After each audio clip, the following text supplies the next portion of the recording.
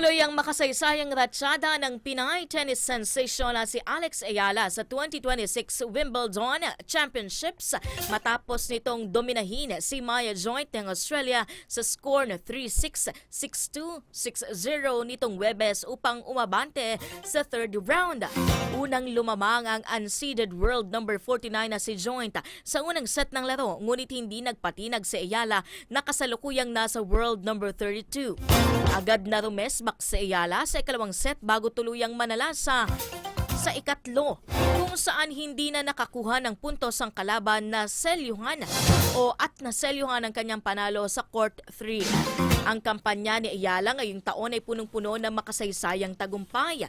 Siya ang kauna-unahang Pilipinan sa kasaysayan ng tennis na naging isang seeded player sa isang Grand Slam singles draw.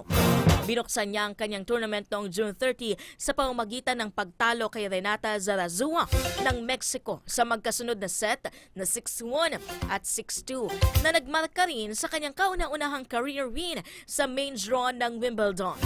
Dahil sa panalo pong ito, buhay na buhay ang pangarap ni Ayala sa Wimbledon habang patuloy siyang sinusuportahan ng mga Pinoy na dumadagsa sa London para saksihan ang kanyang bawat laban.